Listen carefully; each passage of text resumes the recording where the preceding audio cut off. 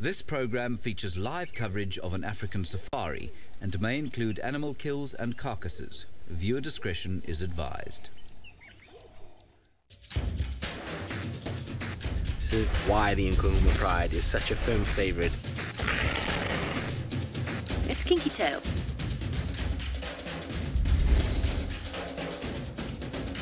He just looks ready for a fight. This is still her territory. The Evoker boys are here to stay. How insane was that? Good afternoon and welcome to another episode of Safari Lives. It's fantastic to be out here in the Sabi Sand. And Sydney is also out with me driving around here. And then, of course, the fellas in the Mara, Brent and as well as David, will be scouting out for all sorts of wonderful things today. It's, it's 29 degrees Celsius, 89 degrees Fahrenheit in both locations. So the temperature is fair today. It's really, really quite nice. And I'm hoping that's going to mean that we're going to have quite a bit of action earlier on in the afternoon. But let's get right into it, because this week has been a very, very busy week out here in both the Mara and the Sabi Sand. And I'm excited to see what else happens this afternoon. All the Kruger action happened on Djuma this week. Tingana appeared at Treehouse Dam to welcome Taylor back and then disappeared. His son was typically busy, hunting, exploring and leading us on a merry chase just about every day. He concentrated his efforts to the north, but returned to Djuma Pan to kill twice. Tundi and Tlalamba made a brief appearance in the far north and disappeared again. Up in the Mara, Kenya made a very welcome appearance near the Tanzanian border. The North Clan were their typical hunting, scavenging, fascinating selves, while the Ololola Pride looked wistfully to the south, where the herds are concentrating on short green grass of the recent burns. Busy, as I said. Pretty incredible, all the things that we've seen. It's fantastic to have Kenya back after she disappeared. That was a female cheetah that we all grew quite fond to. And she also had some cubs a little while ago, but sadly lost them all. And we think she disappeared down into Tanzania. But she's back again, so that's good news. Maybe Brent will catch up with her a little bit later.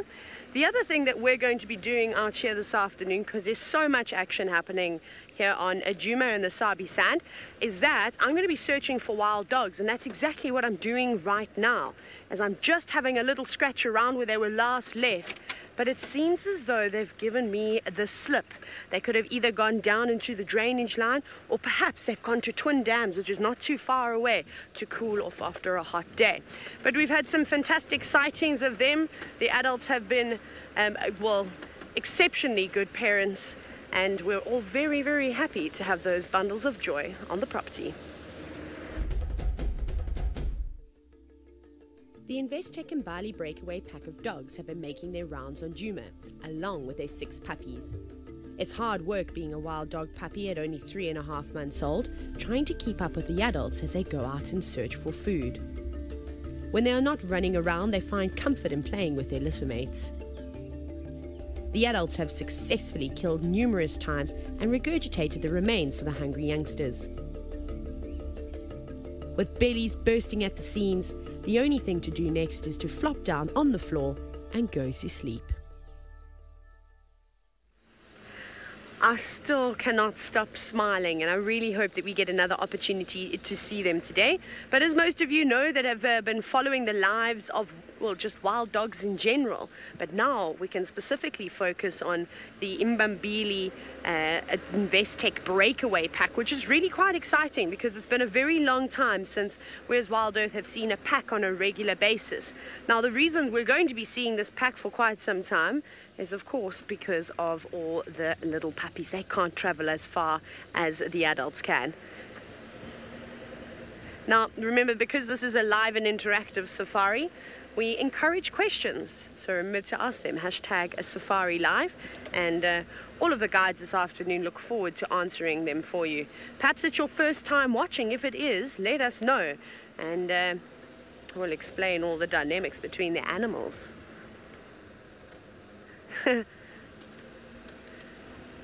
Pat, you're quite correct in saying that this is a fun job because you kind of don't know what to expect. 100%. It's definitely one of the best jobs I've ever had. And well, I've been lucky, been guiding for quite some time, but this specifically is pretty unbelievable. But I'm trying to think now, where have these wild dogs gone? See, the end of our traverse is just off to the right, so it's quite easy that they could have popped off of Djuma and onto another property, and maybe headed a little bit further south towards Chitwa Dam. Now, that wouldn't surprise me at all.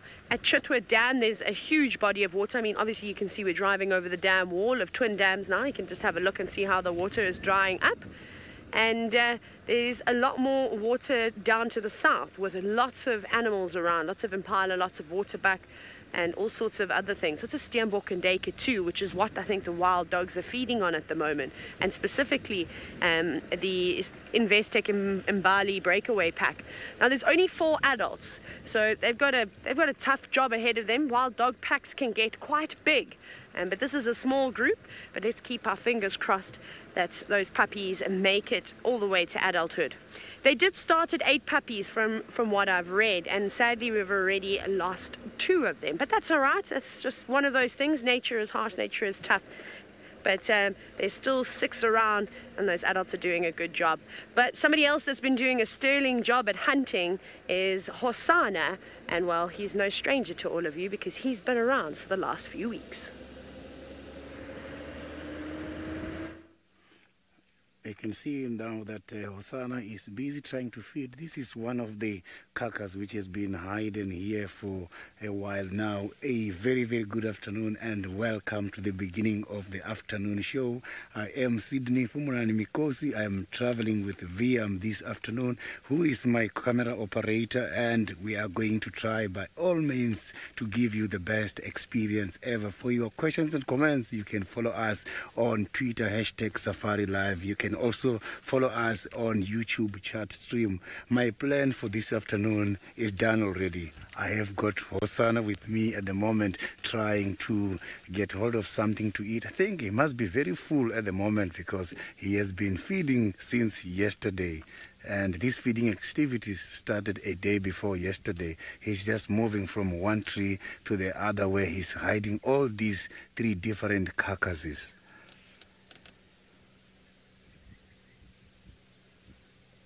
You can see the stomach looks very much full. Listen to that. So the jaws are very much strong and the tooth can be very much strong. He's busy crushing all the bones from the hips of this small deka here. This deka is not smelling nice at the moment because it was kept here for quite a while.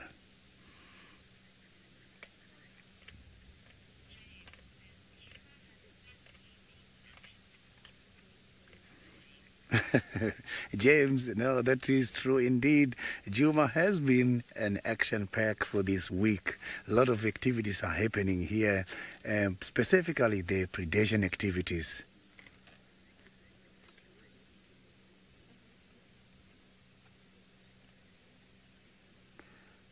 So Hosana was very lucky for not getting any disturbances from any other leopards in the area for the past couple of days. This morning we were very lucky with Tingana, who also got his own meal on the other side, which is not very far away from here. The only one I haven't seen for a while is Tandi and Kalamba. Maybe they also got something somewhere.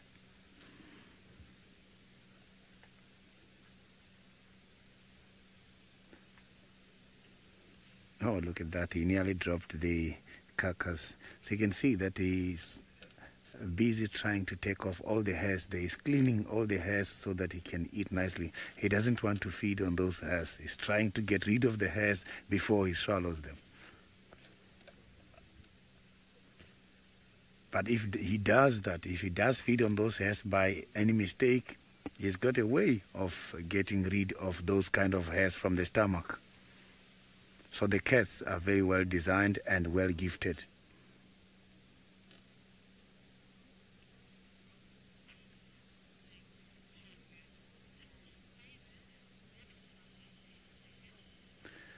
So now let's go to the Masai Mara, where my other colleague David has got some zebra crossing. I don't think it's a road sign. What is he having? It's a real zebra crossing. Everybody, and welcome to our sunset drive all the way from the Mara Triangle in Kenya. And I have respected Hosanna for what he does in terms of hunting. But once in a while, leopards have also been known to go for zebras. And we got a huge herd of zebras here. And what we might see, or who might eat them today, is not Hosanna the leopard, but maybe crocodiles.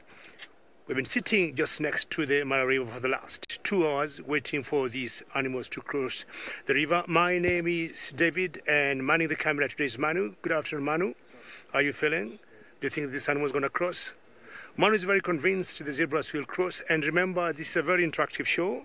We'll request you to send through your questions or any comments you may have on #SafariLive, or you can keep following us on the YouTube chat stream. Now, the big decision here to be made is who is going to cross the river first. At the moment, you can tell they're a bit thirsty, and what they need to do is to quench their thirst. Then an important decision has to be made: who will commit himself or herself first to come across this river that is infested by crocodiles.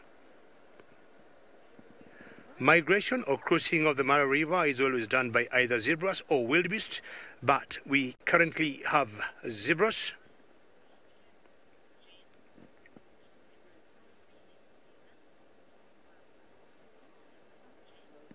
While Painter Jones, you're asking if zebras have a breeding season, I would say zebras do not have a breeding season, especially here in Kenya or in the Mara Triangle. Unlike their friends, the wildebeest, who have a very special, very particular breeding season. So I'm sure you're enjoying that view of those zebras drinking water. But zebras do not have a breeding season, and they'll have calves all around there. The other animals or the species, they'll always migrate with the wildebeest, have a very marked or defined breeding season, and every month of February, the first week or the second week of the year, they'll go to a country called Tanzania, and at the eastern side of the Serengeti National Park or the western Ngorongoro Conservation Area, they'll always drop their young ones there every February. But the zebras do not have a breeding season. What a beautiful sight that is. I think that's a picture to take and just frame it. Not sure in your kitchen or in your sitting room, just to be seeing that every day. I will not be surprised if there's a lot of pressure building from the back and the drinking might stop and they'll decide to cross.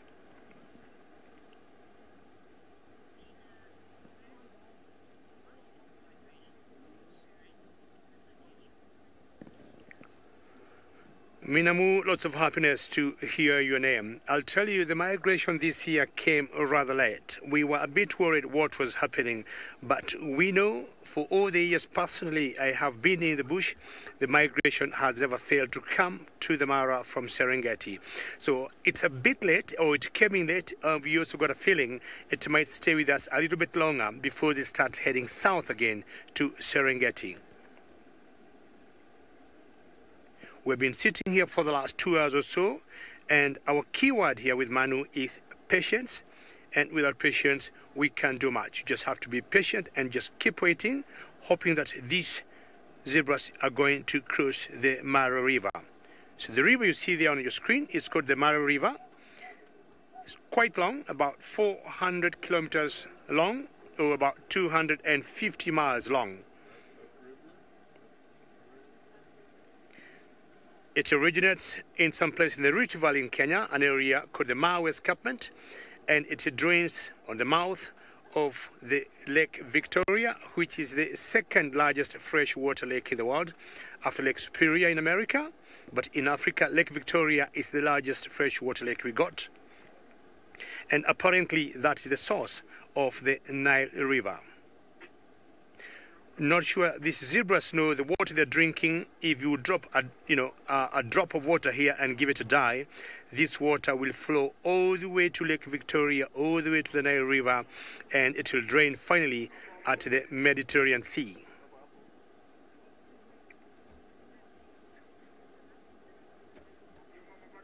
So we just need a lot of confidence. We need one leader here who will take the risk and go across the water, and then the rest will follow suit.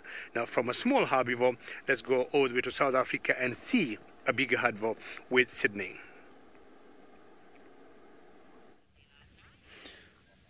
You can see now that there is quite a lot of dust coming towards my direction there now, as the biggest head of the buffaloes is busy now approaching the Vuyotela pen. This is quite a very big head. It's the second time I'm seeing this head. Not long time ago, I was on a guided walk and I saw them. But when I'm looking at them, I think now is more than the last time.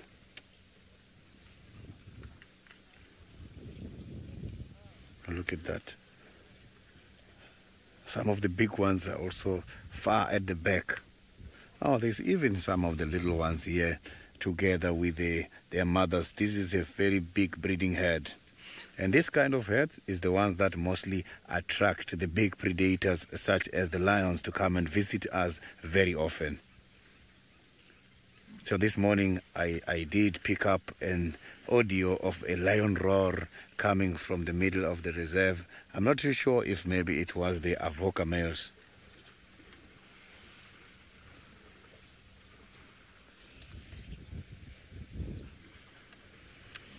You can see that now the buffaloes are drinking, and at the same time the oxpeckers are doing their job. Quite a lot of oxpeckers right on top of these buffaloes. Now they're also catching a lift. So you can see that the oxpeckers, they got quite a lot of numerous benefits from these buffaloes. It's not only about getting the ticks, but also when tired, I'm sure for a distance, they can also get some assistance. They are catching a lift. Look at that. So these birds can be able to reach the areas where the animals themselves cannot be able to get rid of the ticks.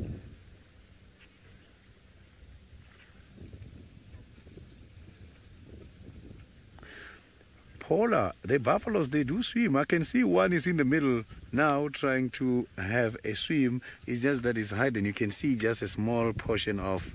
So the buffaloes, they do swim. But let me rather say they don't swim. They just go and lie in water. So they like to entertain the mud wallows. When they are at the mud wallows, you will see them rolling there to try and dirtify themselves, just to cover the body with mud. They like to do that.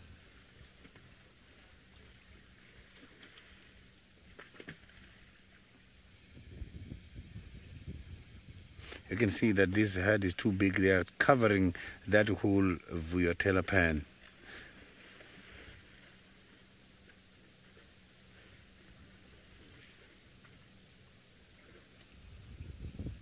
Look at that. Yeah, look at that one trying to clean some of the parasite from the eyes. Look at that. So now, let's go back to Taylor, who got some interesting hyenas.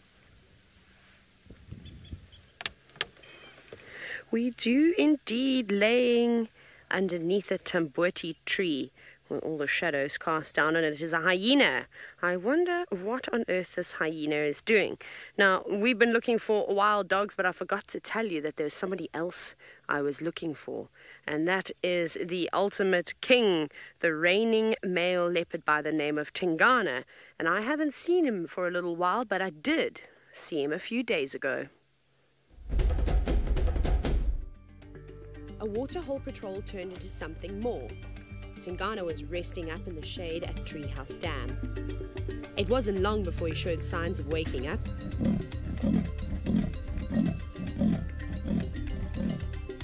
And a drink was in order to quench his thirst on a hot afternoon. With a round belly, it was evident that Tingana had found himself a small meal, which explained why we hadn't seen him recently. But he soon announced his return to all the other leopards.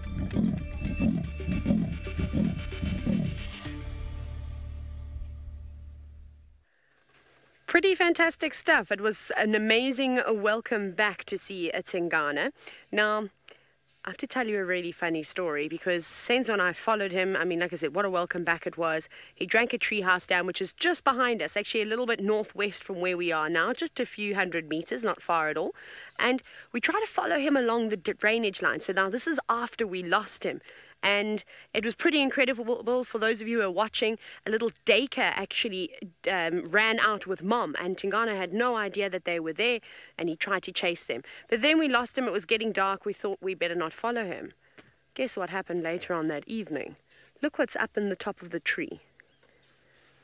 Now, it's quite gruesome. It is an impala that has been hung in that tree by Tingana. Now, he's been hiding away here for the last couple of days. And we didn't even know, because he's right in the middle of this drainage line, and it's quite thick still, even with all the leaves have fallen off of the tree. So quite interesting. He's obviously been feeding on that for quite some time, but now he's moved on. There's nothing left of that kill. So as you can imagine, I don't know where he's gone. I'm going to suspect that he's maybe gone for one final drink of water. I think that could be the case. What do you think, Senzo? Do you think he's gone for water? And we have heard a little bird alarming too. And the fact that this hyena is here now, I think it's probably annoyed Tingana slightly. So he's just said, right, I'm done with this carcass. I've fed on it for a few days. I managed to give all the people a slip. It's time to move on. And he's not afraid to move around during the day, as you just clearly saw. Now, if you don't know who Tingana is, perhaps it is your first time watching. He is the resident male leopard around here. He is the most dominant one in the sector. On Djuma, he pops into Buffelshoek every now and then, which is a property just north of us. He extends into Torchwood. He pops onto Chitwa. We were talking about that earlier, where all the water is. And then he goes a little bit further south and west and around here. And then he has another male leopard by the name of Hukamuri, and then also the Anderson male, which are kind of just on the outskirts of his territory. So perhaps he's also gone on a bit of a walkabout. It isn't hot in comparison to the last few days that we had. So I think from here, let's go back and start checking the watering holes again. Ah, there we go. Deirdre, speaking of Hukamuri and mentioning him, I haven't seen him for ages. However, he was sighted briefly because maybe you remember a couple of days ago, there was a Pride Alliance by the name of the Nkuhumas, and we might get a chance to see them because they apparently were on the move this morning, so we might go check Chitwa for them too if we don't have any luck here. But he was on a kill at Red Dam, which is on Arathusa, which is a property just to the west of us. And the Nkuhumas came on around and going for a drink after they'd made a kill and devoured it here on Djuma, and chased him off of his kill, and they took it for themselves. So Hukamuri came charging on into Djuma, and he only spent a little while here, but from what I can understand, it sounds like he's somewhere between Arathusa and Elephant Plain, so much further west of us. He hasn't been spending much time here. I think Tingana has made himself very clear that he is the dominant male and he ought to be respected. Right, it seems as though David is having fantastic luck this afternoon. He's at the river's edge. The zebra look like they want to cross. To see Tingana, but ladies and gentlemen, a very warm welcome back to the Masai Mara Triangle, and we are seeing what we've been waiting for the last 2.5 hours, and those zebras just crossing the Mara River. And if you look carefully on the left, there's a crocodile. Very well done, Manu. We have been waiting here, crossing fingers and hoping something going to happen, but there's a crocodile very, very close right to those zebras there, and hopefully he or she is planning to get hold of one of them. How epic, how exciting this is. This is what everybody in the world wants to see. There's a croc there. He's just calculating and waiting to see who he'll go for. The zebra is struggling, and there he goes, the croc. He just missed. And losing the final control. How amazing is that? There's a crocodile there swimming and is trying to get hold of one. There he goes. The crocodile is trying to get hold of one. Oh my goodness. One zebra down. How many to go? If you look carefully, there's a crocodile there and it's trying to get one down. And what they do what is called a death roll. Just get one and just spin it in the water and try and suffocate them. I do not know what might have happened there, whether she got it or not. In the meantime, they continue crossing, and you can tell how uneven the base of the river is full of rocks. There's another zebra there just going. Some on the edge of the water, some drinking. Or keep going. Yeah, it got it. It got it. It got the hindquarters, unfortunately or fortunately. And Lou in the final control says, wow, and I would like to warn anybody who is a bit squeamish, maybe not to watch this. You might maybe switch off your screen or have a walk and come back later. But this is nature as it should be. I'm not sure who to feel sorry for, the zebra or to celebrate for the crocodile. I will leave that to your own judgment. And again, as I said, if you're a bit squeamish, please do not watch this. But this is how things go out here in the wild. So the croc just managed to catch that one zebra and just pushing it to the back, and it will get it most likely to the bank. And the rest keep crossing, and I think there could be another one there. There's another croc that's holding that by the neck. So this is 2 zebras and 2 crocs. So 2 zebras down and many to go. How epic is this? This is how it goes. And now there's a lioness coming in. Very well done, Manu. Now, we might be seeing something out of the ordinary here. Oh, my gosh. Oh, my goodness. And Lewis in the final control says, oh, no.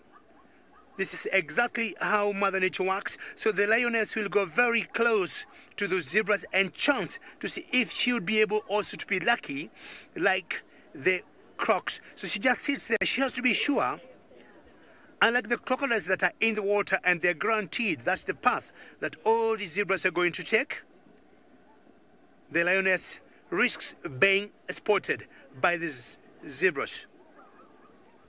How epic is this? Oh my goodness. There could be a third one there. Not sure this is the very first one we saw, but definitely this particular zebra knows it's done. She's not even moving, and unfortunately, the zebras are not doing much to help her.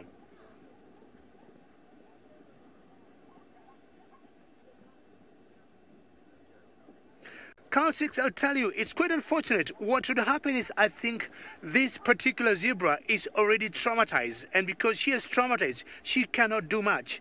What I would imagine if these were human beings, they would come and help this other one here. But I think she's just quite traumatized. As the lioness is giving a chase, they look at the lioness giving a chase. She's running, giving a chase there. Let's see how lucky she is. She's running there. Go the 2 lionesses. I don't know where one came from. I had seen one before, and they all missed. This is turning out to be very dramatic. How epic is this? This is insane. Oh my goodness. We have all types of predators here, and I think the only winning or successful predators here are the crocs, and the hippos are just watching on the side. And that zebra you see there, the belly, I think its case is done, and the crocs to the left, they're just moving closer. The lioness says, oh, you're going to try again? There she goes, there she goes. She's running, she's giving another chase, she's giving another chase, she's giving another chase. There she goes. There she goes. Justin, that is one of the best words I've heard today, pandemonium. That's very good, Justin. It is exactly pandemonium.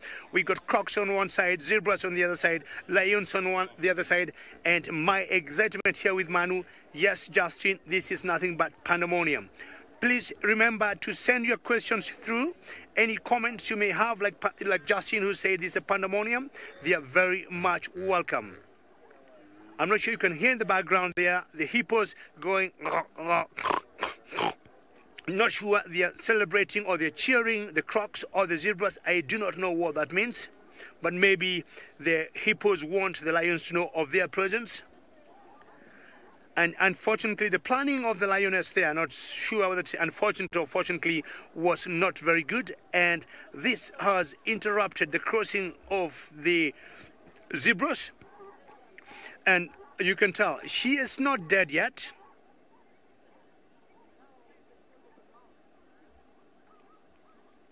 Rosalind, do hippos eat crocodiles? Crocodiles are carnivores, Rosalind, and hippos are herbivores. So if anything, oops, there's a little fight between the two. Did it let go? Did it let go? If it let go, then I had a question earlier of whether the zebra would crack, ooh la la, would crack the skull of a crocodile. But the zebra is trying to bite the crocodile at the same time. So 2 more crocodiles are coming in to give a hand to the one that is holding the hind quarters of, ooh la la, my goodness. This is an epic battle here. I might be calling this the Battle of the Masai Mara. And you can see the blood in the flesh coming out there. Again, I would request anybody who is squeamish, please not to watch this. You can have a little walk and maybe come back later. But again, as I said, this is Mother Nature and this is how things go here. So what the crocodiles will try to do is to suffocate this zebra and just make sure it gets in the water. And Yasilu in the final control says this croc is massive. Some of these crocodiles are about 20 feet long, huge, massive reptiles. And as soon as it drowns, it's not going to be able to breathe. And that way, it's going to die. That's what the crocodiles want to do. Unlike lions, which have known, or other cats like leopard, to suffocate or to hold, say, the mouth of the zebra, the crocs may not be able to do that, just like cats, and maybe they have to wait until maybe she drowns and she can't breathe anymore.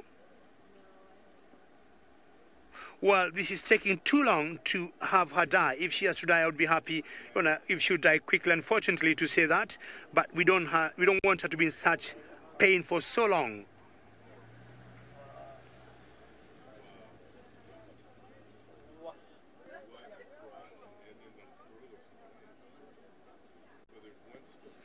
Louise, I do not know what to say. My heartbeat, I guess, if nothing has changed, about 72 times to a minute. But I was telling Manu, I think now I'm doing that. I'm doing double that. I could be doing close to 150. And my adrenaline has gone very high. And you can tell, Louise, the croc have started to enjoy its sweat. Not sure what part of the zebra it's eating. And how epic this has been. Quite dramatic, and as Justin said, this is such a pandemonium. Well, chances are the zebras will start doing what they were doing before the lions came in and interrupted the crossing, and they have to get to the other side. I'm sure I'm not going to get a question of why are the zebras going, or why the zebras crossing the river, knowing how dangerous it is. But part of the migration, this is part of it, and this is zebra is not letting go and is not ready to die. It's still trying to fight back. As they say, the last kicks of a dying horse. Apparently, zebras and horses are in the same family. And sure enough, this crocodile should do a better job. I do not want this zebra to be in such pain for so long. Oh my goodness. The only thing they do, crocodiles have been known not to be able to cut. They don't have the right teeth to cut any flesh. They only pull and swallow. And that's why it's going to challenge them for here to just maybe do a quick whack on this zebra and getting it dying. She is still kicking, not gone yet. Remember, you can tweet your questions, #SafariLive. Any comments you may have, it's very welcome. And this is quite dramatic. It's something I have not seen in a very, very long time, in all my years in the bush.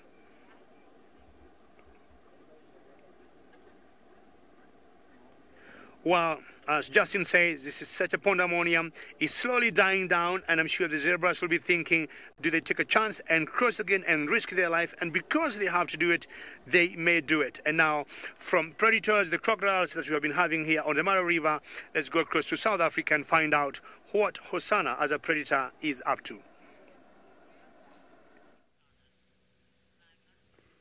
Wow, that sounds like a lovely sighting of the crocodiles and the zebras and the lions by the Mara.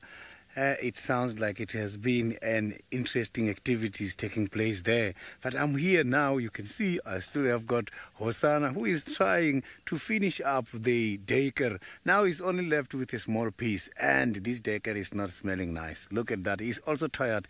I think he is eating too much. For the past 2-3 days, he's just been eating and eating after eating every day. The stomach looks so big to me. This is very full.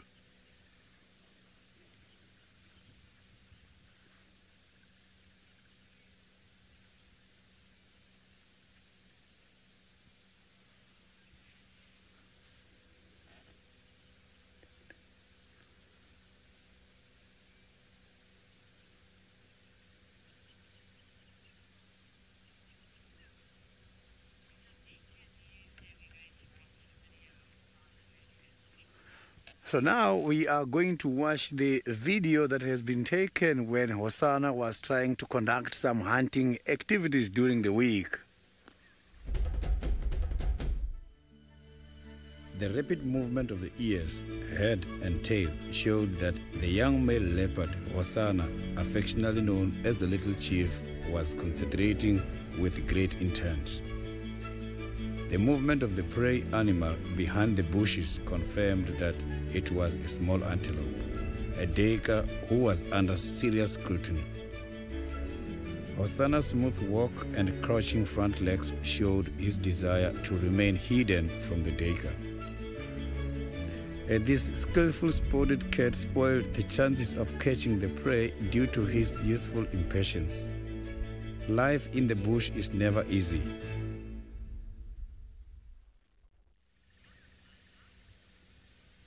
The unsuccessful hunting activities of Hosanna, which took place during the week, has just confirmed that Hosanna still have got to improve his hunting activities, because he's so getting impatient. And these kind of cats, remember, they've got to learn a lot, but for them to be well experienced and to have a good knowledge when it comes to hunting activities, they can only obtain it after 2 years. So now let's go to Taylor, who's got a lovely duiker approaching Tingana. Look at this. Look at the little duiker. It's a very small antelope. This looks like a very young one. They are small, but it doesn't look like an adult. Can you see how suspicious it's acting at the moment? That's because we finally managed to find Tingana, the king of Djuma, the male leopard that we were talking about. There he sits, but he has absolutely no idea that that duiker is... I kid you not. There goes the duiker now. I'm just trying to think exactly. He must only be about 15 feet away from Tingana. I mean, it's really close. Not close enough that he could get up and run towards it. The duiker's going to have the upper hand. And the problem now is that I don't know if that duiker has realized what Tingana is. Because it hasn't run away. This has actually come back the second time now. This is unbelievable.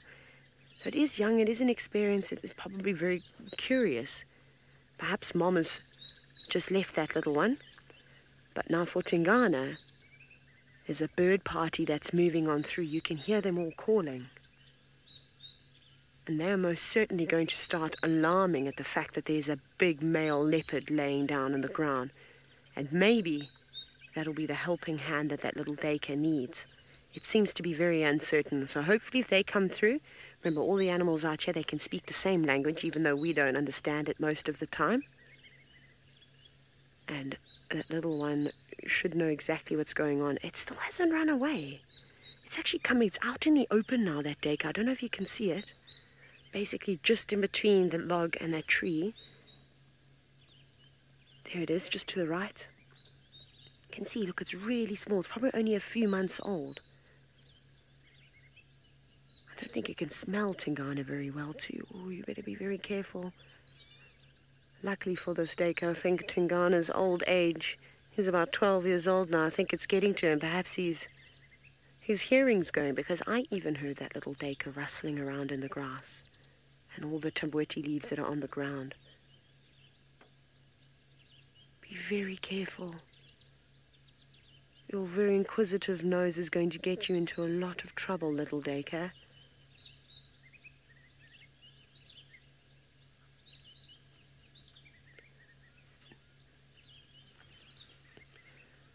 Now, Bridget, a great question from you about Tingana and the reason why he's panting so much. It's quite hot today, so that's just one of the reasons, the fact that it is quite warm. And he's also got a full belly because he stuffed himself full of impala.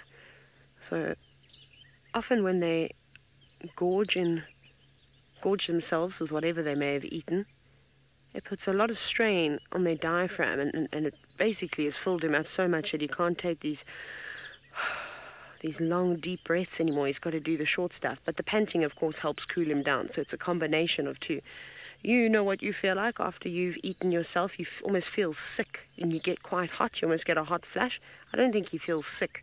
but I think he's probably quite warm. So he's just trying to keep out of the shade. Now, even though he is full, he's always looking for his next meal. And like I said, that impala is finished. It's really just the neck just left. I don't think he'll go back for something like that. I think this evening he'll probably move on, do a bit of a territorial patrol, go have a drink of water, and start looking for dinner.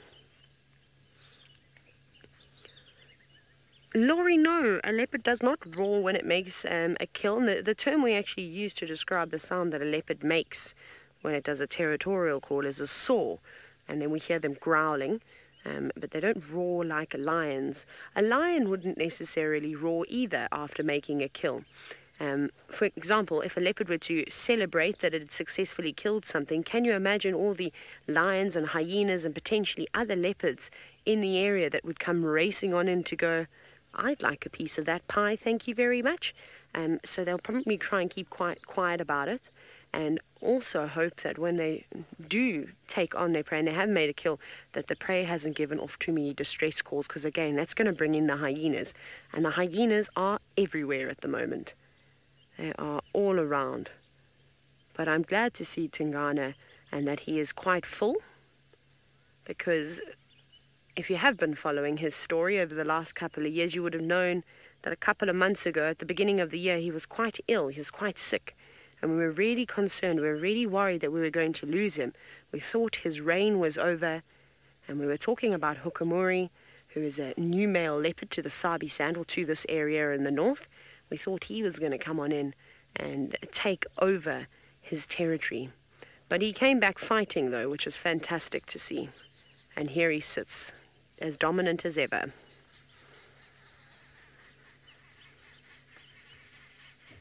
I'm so sorry, Nikki. Please can you repeat that question again? I didn't... There's a part I'm missing. I didn't hear. Ah, sorry.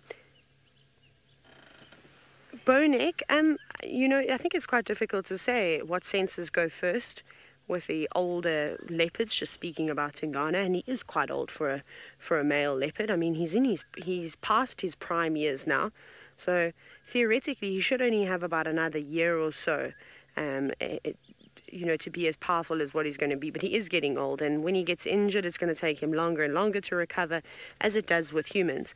So I don't know if it's their eyesight that goes first, or their hearing, or a combination of both, but I'm pretty sure as they get older that their senses aren't as acute as what they were when they were a youngster. But he still listens out, of course. Perhaps he's panting so loudly it's drowning out the sound of that little dacre that was, well, sneaking around. It's still sneaking around. It hasn't gone anywhere. And like I said, when I stop talking, I can hear it moving about every now and then. There he is, just back there. You can just see his legs underneath that fallen log. There he goes. Wonderful news. Little dacre, you better be careful. Well, we're most certainly not going to go anywhere. We're going to hopefully see what happens. Let's go say hello to Brent. Good afternoon. I haven't had a chance to say hello. My name is Brent Smith. I have James on camera, and I am rushing to probably go what's going to be our rarest sighting ever in the Mara. It is not wild dogs, before everyone gets excited. It is a feathered rare sighting, but it is a bird I have never seen in my life. And the girls from Michigan State University have just showed me a picture of what they're looking at, and I'm now trying to get to them. So they're near Mlimambili, and I'm rushing in that direction at the moment. This is very, very exciting if you're a bird watcher. It is one of the most endangered birds in Africa, and a completely fascinating bird, but I'm not going to tell you what it is just yet. But we're heading into the area where we have been seeing Kenya for the last while. There's the road I was looking for. So, woo-wee, let's go see what Kenya got up to a few days ago. We found Kenya scanning the open plains of the central Mara Triangle. She moved from termite mound to termite mound, searching for potential prey. She spotted a lone sub-adult Tommy amongst the rocks. But unfortunately for Kenya, the Tommy was aware and spotted her before she could get close enough. Luckily for her, shortly after her misadventure with the sub-adult Tommy, she flushed a baby Thompson's gazelle. And after a quick chase, she caught the unfortunate youngster, proving that a baby Tommy a day keeps the hunger at bay. Well, hello, welcome back. Wasn't that incredible? That happened actually just in this area, probably about less than a kilometer from where I am now. But you can see there's a very big fire on the other side of the river that's causing all this haze around us this evening. Now, there are some big herds of wildebeest around, and while we are looking for our feathered friend, oh, bouncy bounce, we definitely might. Is this the road? These roads haven't been driven often. Yes, it is the road. We definitely might, or is it not a road? It's not a road. It is a road. We definitely might find Kekenya as well. So you can see with the fire, these roads have become quite difficult to spot. With this lovely green flush, all the grass the same height, it's more difficult to see the tracks of the road. Now, remember, we are 100% live, so I'm bouncing my poor cameraman and ranger across this area now to try and find this very, very rare bird.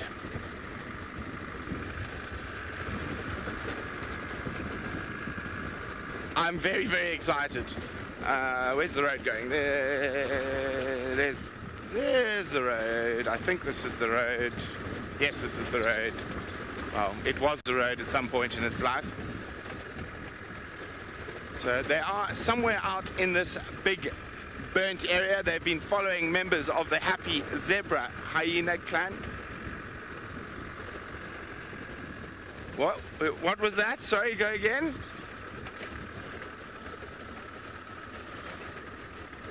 I've lost the road again. There it is.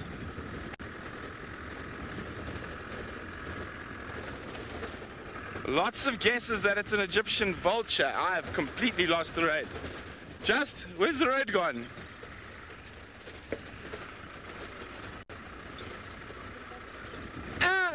Amna bala bala. There is no road. It's just disappeared. Huh? The road is gone. Let's go. We're just going to go straight. I have permission from Justice to go straight. We did start on a road. We didn't intentionally now drive through the bush, but we have a lot of guesses it's an Egyptian vulture. That is, oh, there's some big holes here. Opa.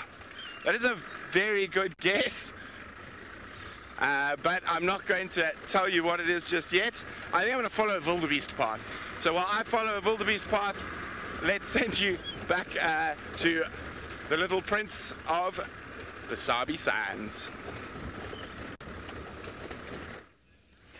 You can see now that Hosanna is slowly mobiling towards that direction. So I'm not sure if maybe he's heading towards the waterhole now via Telapen or not.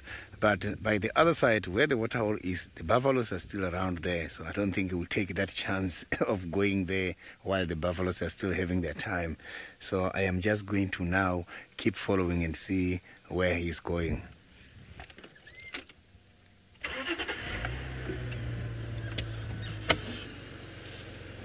He's slowly mobiling towards the area where the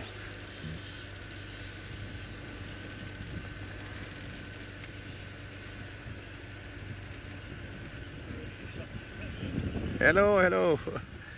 Steve, Hosanna managed to get hold of about 3 different kills. He caught a daker, and after a daker, he caught a small nyala, and after a small nyala, he caught another daker. So he has been just eating for the past few days. So you can see the stomach is very full now.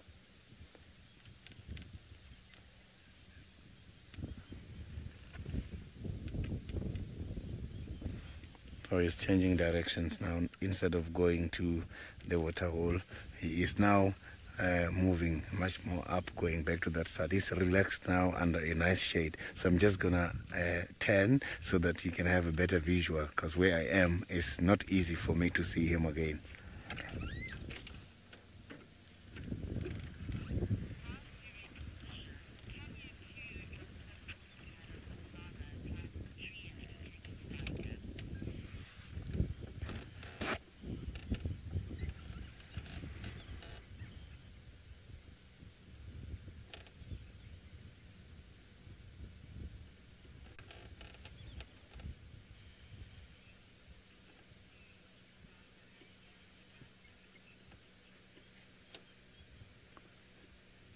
So now we can watch Hosanna up in a tree trying to have his taker. This is a sighting that took place a few days ago. It looked like it had been a very long day for the little chief Hosanna. Yawning, body scratching, and stiff walking is what leopards do the most after long periods of daily rest. Leopards are the only cats who climb trees regularly over here, and they make it look so easy. Their bodies are perfectly designed for the tree climbing. Their back legs, very powerful, help to propel them, while their balance is also excellent. Hosanna prefers to hide food high up in big trees to avoid competition from other species such as hyenas. So that was a very interesting sighting to see Hosanna trying to have something from high up by the marula tree. So if he doesn't do that, he knows very well that on the ground here, there's quite a lot of competitions. We do have a lot of hyenas that are roaming around waiting for a chance.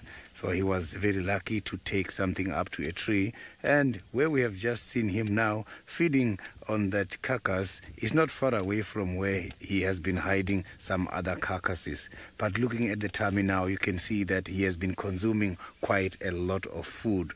This cat has been feeding non-stop for the past 3 days. And he managed to get hold of 3 different daycares in less than 24 hours.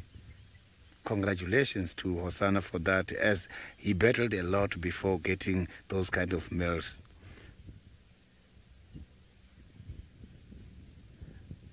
Maybe he's listening to me when I am giving him such positive comments. So I don't know how much time he is going to take before the next hunt, because I can see even if something comes here nearby, I don't think because of this weight he will be able to chase an animal.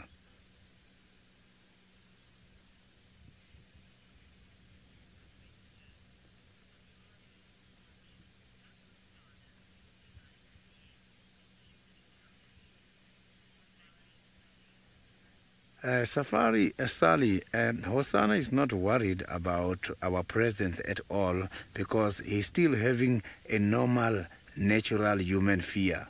So when he's here now, he knows that we are not a threat. But if I try to get off the ground now, what he's going to do now is that he will leave me alone and just move away.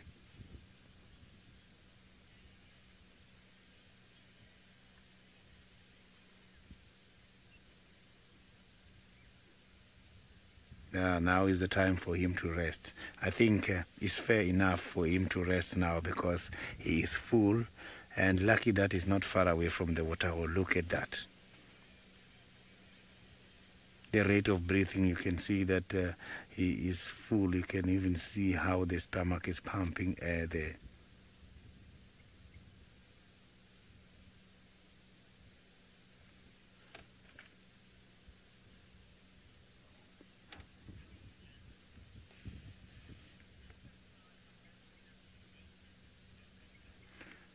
Rosinda, Hosanna, as a cat, normally they reach maturity when they are over 2 years. But to start breeding, they must have to wait until they are 4 years. Because 4 years is when the level of testosterone is high for them to tend to become aggressive so that they can be able to defend the territories. And that is what gives them an access to mate with the females. But at this stage, I don't think Hosanna is ready yet to challenge the other big males to impress the females for mating activities. So cats, they've got to do something in order to impress the females, because females are interested on those that has got very strong strength, so that is going to give the little ones better genes.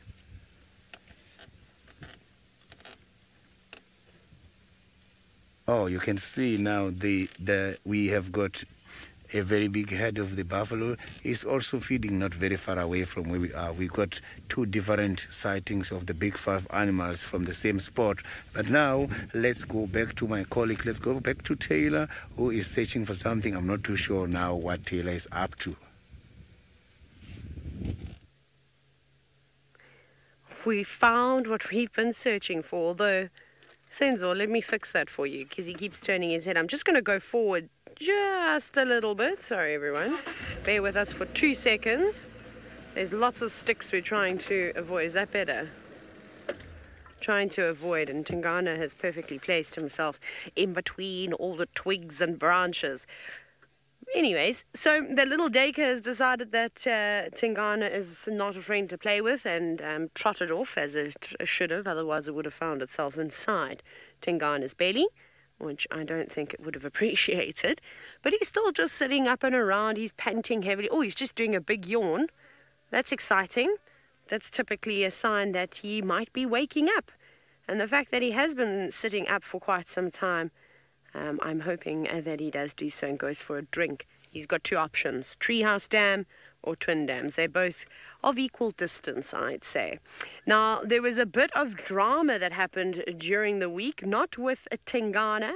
However, Hosana, who you've been watching with Sydney, had a bit of an altercation with Thandi. It was evident that Hosana had picked up on a scent in the distance. He followed his nose, which took him to Thandi. She was displeased to see her brother and immediately ran at him, engaging in a physical squabble. It soon became clear that Thandi had made a kill, an impala ewe to be precise. Hosana helped himself to the impala, but it wasn't long before a hyena came charging in. Hosana made a run for it with the stolen impala and attempted to ascend a tree. He failed as the hyena launched itself into the air and grabbed his tail. Hosana immediately dropped the kill, unimpressed with the hyena's tenacity. The young prince attempted to steal back what he had stolen from Thandi, but the hyenas outwitted and outplayed the leopards this time.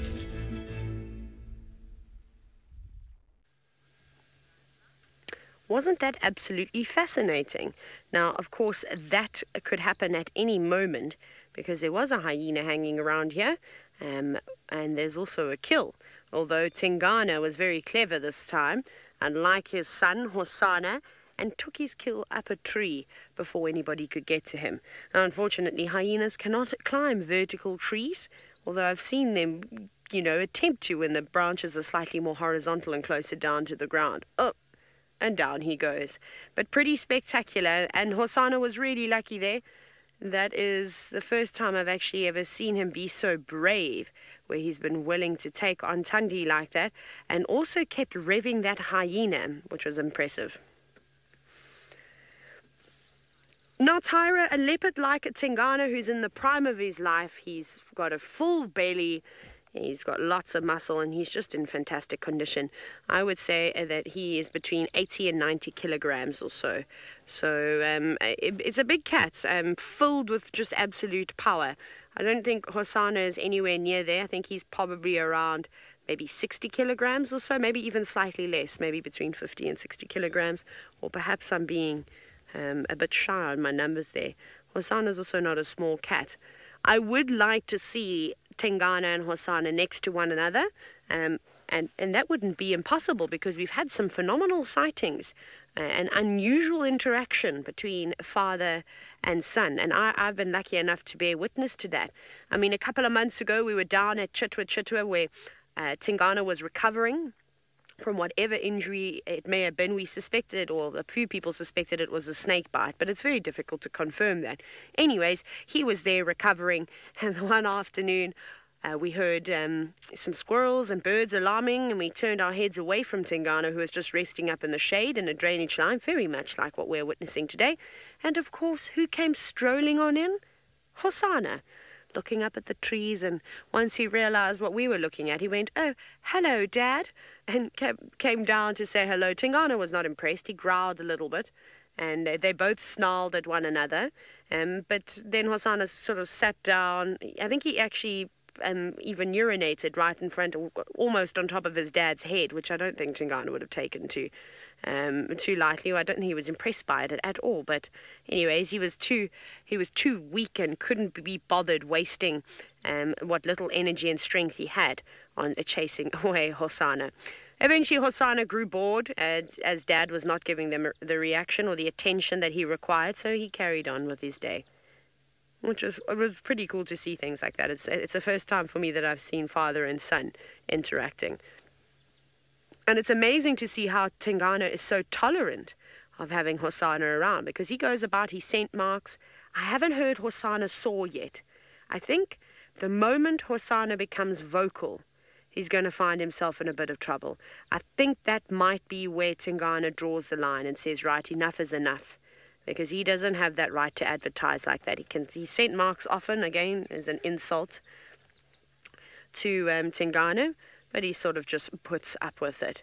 Now, it sounds like there's just action all over the show. Brent is racing to a secret sighting. David has witnessed an incredible spectacle unfolding. Let's go see what else is happening. Predator to other predators here who have kept us almost breathless, and our heartbeats have gone high, and the crocodiles have been having a party. I have counted 3 zebras down, and I'm sure for the next few months now, all the zebras, or rather all the crocs here, will know they have a lot to eat. This croc moving between the hippos there. I don't know why she's so fast, not sure where she's going. And there has been a pandemonium here the last 45 minutes. Crocs, lions, hippos, zebras, our heartbeats and Manu going high, and total excitement. And again, for those who are joining us for the first time, we are in Kenya, and this is the Mara River in the Mara Triangle. And those are big reptiles that we call crocodiles, which could be related to the alligators. We have been very lucky to see a migration of zebras crossing the river. Jurasco, the river is not very deep. I would say it has an average depth of about 1 meter to 2 meters. Maybe the deepest part could be 3 meters. Jurasco, I'm sure you saw that croc that was holding a chunk of flesh in its mouth from the 3 zebras that they brought down. And you can see there, zebras, or rather crocodiles, are not able to chew, and they just luckily cut meat in big chunks and then they swallow. It's quite a long river, about 400 kilometers or about 250 miles long, starting at some highlands of Kenya, going all the way to, or draining to Lake Victoria. Pretty heavy current at the moment, but the zebras were not worried by that. And the place they chose to cross was infested with lots of crocodiles. And these are what we call the Nile crocodiles, some of the largest reptiles you got in the world.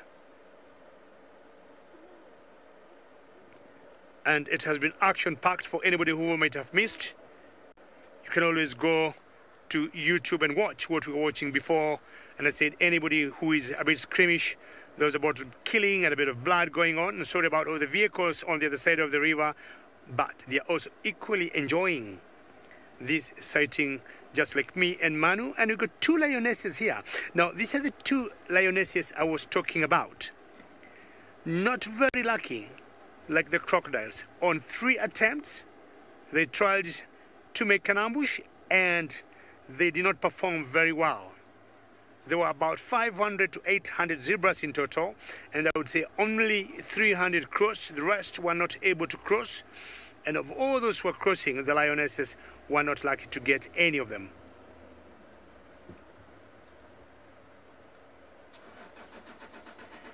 So what would happen is, the moment they think or they sense a crossing point is dangerous, the zebras will try to look for another crossing point which could be much safer, and I think that's where those zebras are going.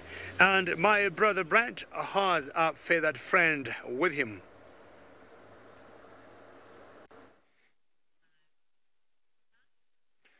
Now, you don't get more exciting for this. This is more exciting than lions, leopards, and even wild dogs. One of the rarest birds in Africa. It is a juvenile Egyptian vulture, and this is my first ever sighting of an Egyptian vulture. They are very, very seldom seen in the Mara, Mostly they prefer slightly more arid areas, so they're seen in the eastern Serengeti more than the western, and there are very, very few breeding populations left. They do occur into western Europe and down into northwestern India, Canary Islands, Cape Verde Islands, the Sahel, the Sahara, but their population has been dwindling since the 1800s for lots of different reasons, mostly because of better sort of sanitation around human habitation. They've got very, very small bills, and they used to pick up lots of different little bits of food where people were messy, and major competition for them, believe it or not, which has wiped out a lot of their food sources, domestic pigs and domestic dogs. Now I'm going to try sneak a little bit closer. I just wanted to make sure we saw it first. Okay. This for me is the highlight of over a year and a half in Kenya. This bird, #1 sighting. Okay, I'm even going to go into low range for this. Sneaky, sneaky, sneaky, please don't fly, don't fly, don't fly, don't fly, don't fly, don't fly, don't fly, and if you do, I'm ready. Now, no, no, no, no, it's flying! No! It's teasing me!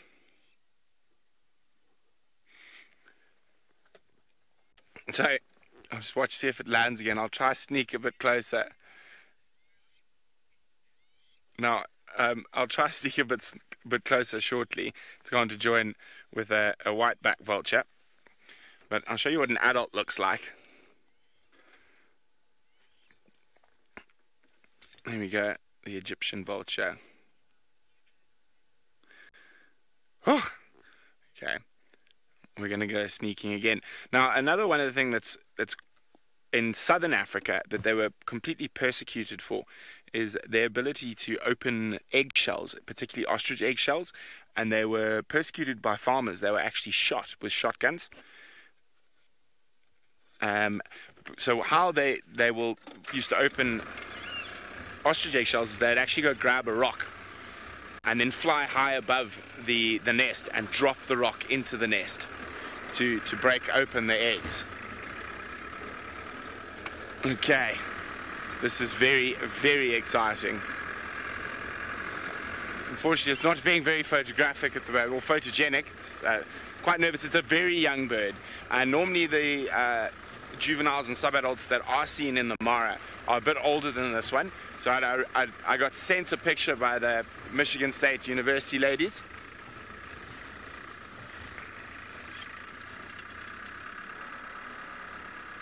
Looked like it was going to fly again. We'll just have another safety. It just jumped right up to the top of the tree.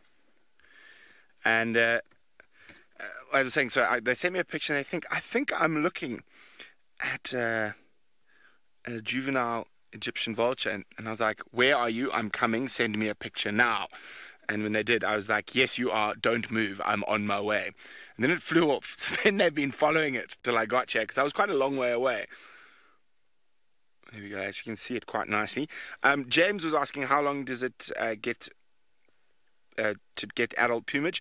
Normally by about five years, but in certain indications like the crest and stuff like that, that little sort of plume at the back of the crown or ruff, sometimes certain individuals take 7 to 8 years to get that.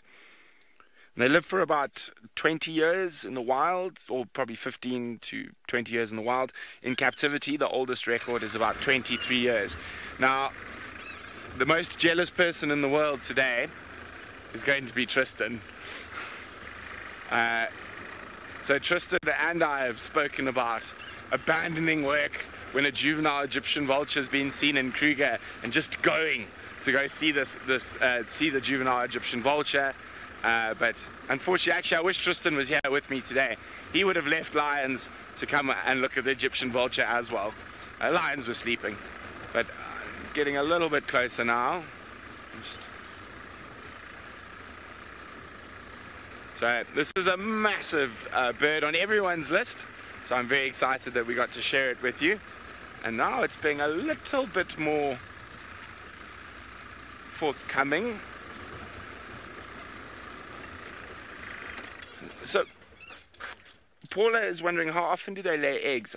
Paula, there's so little known about their breeding that in Africa we're not really sure. And so they are monogamous, and they'll use the same nest for 4 years, and in theory they would lay every year. And during August to November is when they'll be on the nest, and in Europe they've known that it takes 42 days for the babies to hatch. In Africa, they are so rare. In Africa, we don't have exact information on how long it takes them to fledge and stuff. And also in areas where they've been persecuted and there's been a lack of food, you often have egg failure. So they haven't been able to eat enough calcium for the eggs to be strong enough for them to hatch. That's one of the big problems with a lot of the predatory birds. And you can see the smoke giving us quite an airy sort of evening here in the Mara. But that is very exciting. I mean, we've probably done 25, 30 kilometers to get down here to see this incredible bird, the Egyptian vulture. Smart bird as well. As I say, known to use tools, dropping rocks into nests, bigger marrow bones that they're unable to break open, get to marrow, they'll actually fly up with them, like the bearded vulture also does that, find some big boulders or whatnot, and will drop the marrow bones onto the boulders from quite a height to break it open. Okay, I can't help myself. This is the closest I've ever been to an Egyptian vulture. He's giving himself a little bit of a preen by the look of things.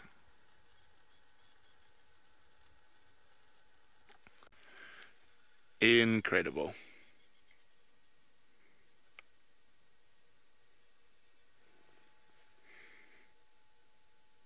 So very, very distinct, and quite difficult to get them confused with the other vulture species, such as a hooded vulture. A juvenile hooded would have a brown cap all the way over, and what's the other one? And the adult would have a white cap the whole way over. There isn't anything else really like the Egyptian vulture, and their beak is so fine in comparison to the other vulture species, and they lack that cap.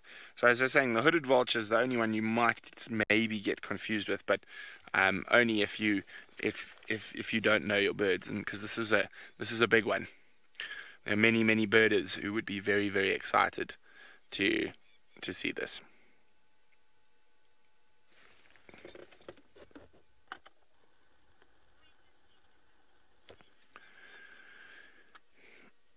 Okay, well, I'm going to spend a little bit of quality time with this Egyptian vulture before I go look for some big cats.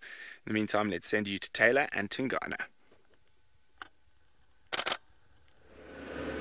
Right, we're navigating around. As you can see, we're having a bit of a chuckle because Hosana's had his guard dog watching the kill. We'll just sit here, we'll reposition again, but it's quite a nice scene that we've got, because we've got Tingana, we've got the hyena, and then of course the impala, which is dangling in the tree. So there we go. There's the old man who we've been sitting with. There's his guard dog. It's not really his guard dog, everybody. I'm just being silly. It is the hyena that we saw earlier that was laying flat, and then of course there's the impala just dangling away. Now, I don't know what there we go. Tingana looks like he's about to climb up the tree. Watch how agile he is too. We've been watching Hosana climb up trees, and well, I don't think he's particularly good at it. He hasn't quite worked it out just yet. He really does struggle. The way he tries to, it's like the way that a fireman would shimmy down a pole or a ladder, Hosana seems to try that technique going up, which in my opinion, from all the observations that I had, again, I'm no expert because I'm not a leopard, doesn't seem to work very well. But let's see. There we go. Tingana does it with absolute ease. So I know it's not a great view at the moment. I will reposition around in a little bit, but I thought it would be quite nice to watch as he climbed up that Timbwiti tree, which is where that impala is hanging. Lots of Timbwiti trees around here. And now, this could get very exciting, because that carcass has been here for a couple of days, it's been decaying, there's not much left of it, some scraps could quite easily fall to the ground, and that's what that hyena is waiting for. And if you do know which hyena this is, awesome, let us know. #SafariLive, because we are lucky to see the same hyenas over and over again. For example, we saw Ribbon and Intima in the video with the Tundi versus Hosana sighting. Ribbon was the one that leapt up and tried to bite Hosana's bottom, or did in fact bite Hosana's bottom. Oh, here comes another hyena. Look, look, look.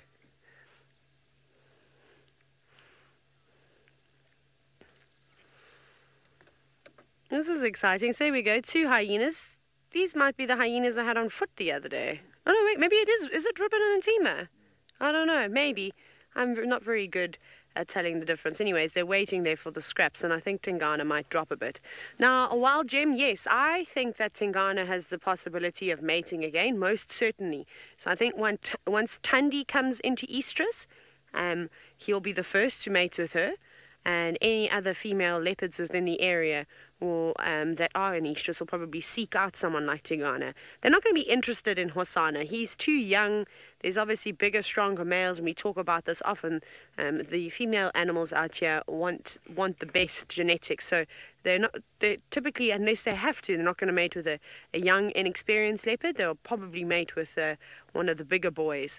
And if Tingana disappears, though, then it's fair game. If he goes away and he moves too far out, and Tundi might not want to venture too far away, then maybe Hosana is going to be the next option, even though they are related.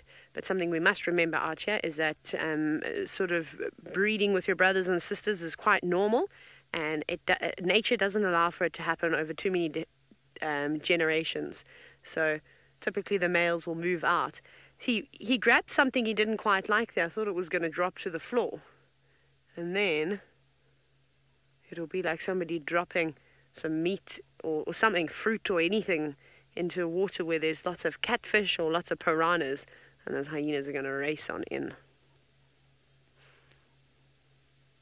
But it does look like he's struggling there to pull chunks of flesh out. There's not much left. Wonderful. Well, this has been a superb sighting. I'm thoroughly enjoying it. We're going to continue sitting here and watching the king eat.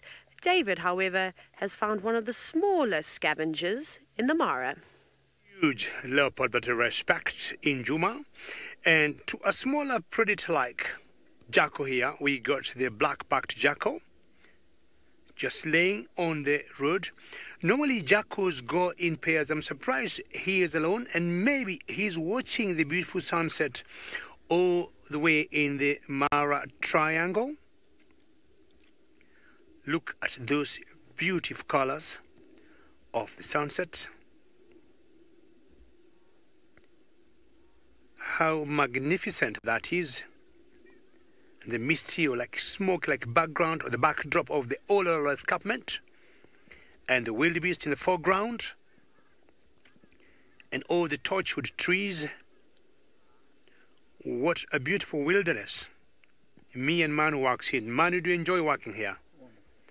And Manu says, wonderful, and Nick, the final control, says, just beautiful. And normally, the area we are, as they called it, for those who have never joined us before, we are in Kenya, in the Mara Triangle, and we see the game reserve in called the Mara Triangle because there are 3 arms. One arm is the boundary between Kenya and Tanzania, the country south of Kenya, and there's the Mara River, for those who are watching, where we are watching some epic moments. And then the other arm of the triangle is that escarpment you see there, and that escarpment is called the Ololo escarpment. In that particular area, there are lions that like hanging around that area, and there's one particular pride of lions that we call the Olololos. I found the Ololo pride relaxing right below the escarpment, after which they are named. When an elephant appeared near the lionesses, they looked up in interest, but relaxed again quickly. The elephant continued to eat in peace, while the pride enjoyed the cool of the marsh grass and shade from the nearby croton thickets. Of lions around or here in the Mara Triangle, excuse me, the Ololo pride of lions, it is the largest. When all together, they form a strong 14 in number, and that's a very huge pride by any standard. And that's why you'd see, even if an elephant was just walking through them, they'll just look at the elephant and like, what are you up to? And they get curious just in case, because they know elephants are large, and once in a while elephants will harass them. And then, as you just saw there, they just ignore them and just carry on enjoying their life. So Olololos is one of the largest pride of lions we got around here. And it's time to move. If you're lucky, we might be seeing them again today. But my current plan now is to go look for some hyenas. Just cooled off. We started with some very warm temperatures of about 28 degrees or 82 degrees Fahrenheit. I think now we have gone that. We could be in low 20s now or low 70s Fahrenheit at the moment. When it cools off, most of the animals get to be more active, and hyenas are not exception. And not only hyenas as predators that will always get busy or when it cools off, but also other predators like leopards get into action.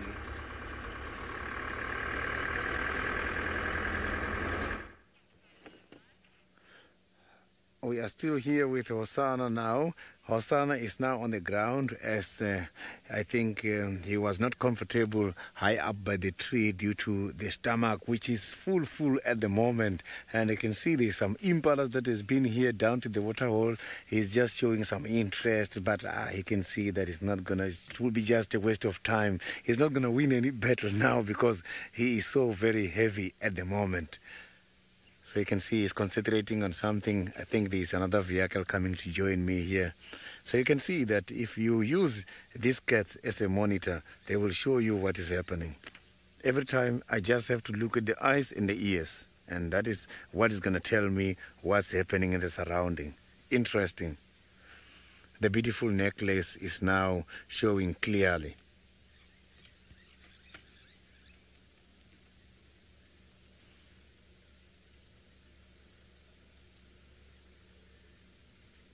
So you can see that with the reflection of the sun, this is beautiful.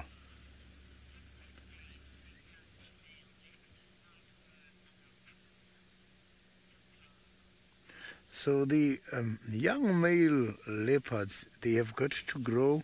Older than 22 months is when they are starting to show some interest, but not interacting with the females at that stage. But when they're about 4 years or above 4 years, that is when you will see them fully participating and trying to display their strengths to establish their own families.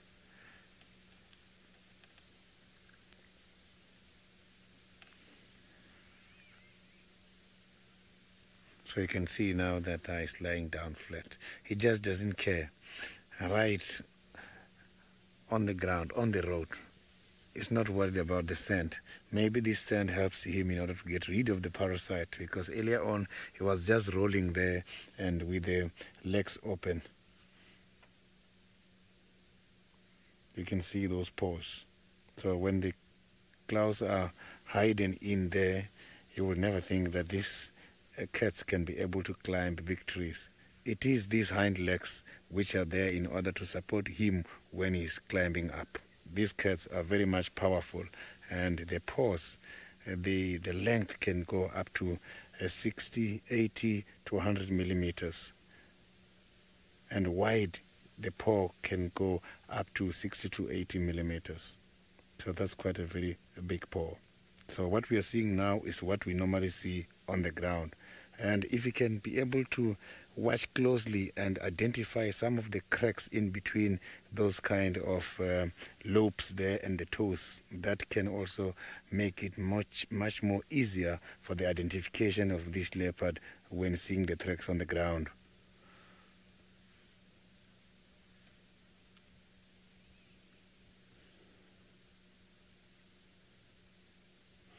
So you can see that now he's trying to arrest what is in the stomach.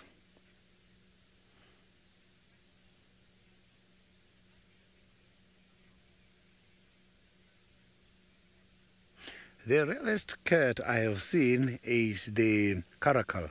And the last time I've seen the caracal, it was a long time ago. So those are one of the beautiful cats. I like their ears. You see their ears pointing like this. And they can be very much aggressive as well. So the rarest cat I have seen, it was the caracal. And I'm also hoping to see the caracal here in Djuma.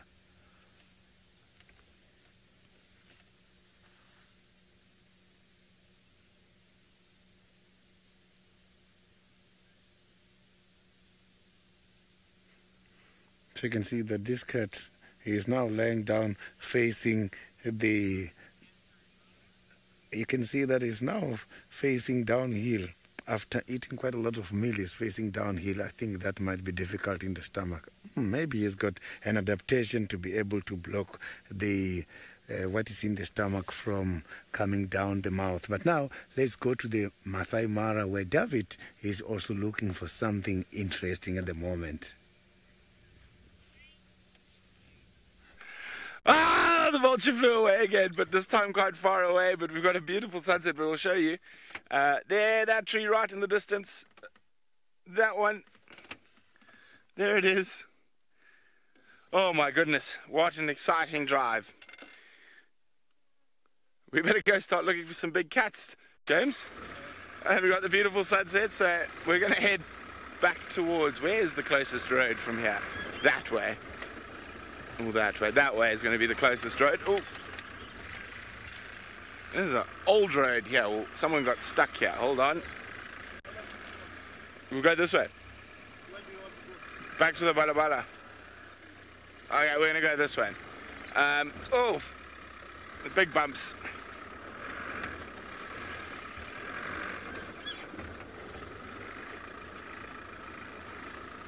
Ah, so well done, Susie. Indeed, I completely forgot. I was yammering on about all sorts of modern stuff about them, but indeed they are the bird that is most commonly seen in ancient Egyptian hieroglyphics. Well done, Susie. I completely forgot about that. Now, thinking about it, because historically, before we became a lot more tidy and stuff, Egyptian vultures were scavengers of around human habitation and abattoirs and stuff like that. So you would probably find that the Egyptian vultures would have spent a lot of time around human habitation in ancient Egypt. So hence the fact that they are quite common in hieroglyphics. Didn't manage to get the best photos of it, but I've still seen an Egyptian vulture. That is a big one for me. I've been close once or twice before, once in the Serengeti, 12 years ago. Oh, Nicola wants to see a picture. As I said, they weren't the best pictures. I haven't even looked at all of them yet, but because it's just the worst time of the day. That one's not too shabby, and it was just after it took off. Wait, no, how do I? Oh no, wrong wheel. I'm so excited, obviously. That one's not too shabby.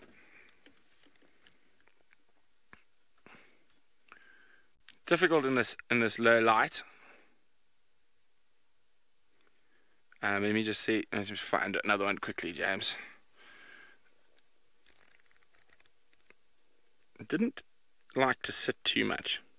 Oh, Nikki, your comms are breaking up. Sorry. What? Awesome. Yeah, I'm gonna have to look at them properly. I think this one is going to be my favorite. I saw it briefly, but I haven't had a chance to look at it. Where is it now? Flying into the sunset. We've got some decent silhouettes though. Let's see if we got one of it flying into the sunset. There we go, we're getting there. There. I suppose, for me, it's going to be a very special picture. Not the greatest photograph that I've seen, but sort of coming to the sunset of my time in Kenya. And there we have the Egyptian vulture flying into the sunset. In focus. Okay, I'm going to keep moving back to the main road. Maybe try and find a cat or two before the end of the drive. In the meantime, let's send you back to the Duke of Djuma with Madam McCurdy. And there he is. If he's not careful, he's going to lose that kill. But luckily, he's got one paw holding on tight as he tries to strip the last of that impala. He's done well. He's pretty much eaten the entire carcass, which is awesome to see. I suppose he has to hold on to them. But he's got a very, very full belly, and you know what, if he doesn't catch anything else for the next day or two, I don't think it'll be a train smash. I think he'll be fine. It'll give him a chance to just reinstate his territory again, because while he's been on this kill, he's been very quiet and hidden away, not vocalizing as much. So I think it's important that he does go on that territorial patrol again, just to remind everybody that he is still here. But again, I count myself very, very lucky to be out here this afternoon with all these wonderful animals because, well, as you know, it's not just Tingana. We've also got the hyenas. And they've had a couple of mouthfuls because a few scraps, a few bones and things here and there have dropped down onto the floor. And they've raced on in to try and grab them. But let's see. Look how they keep looking up. That's one of my favorite things. The way that they glance up. It's almost like they're looking at Tingana with admiration. But of course, this is not the case. They just want a scrap of food.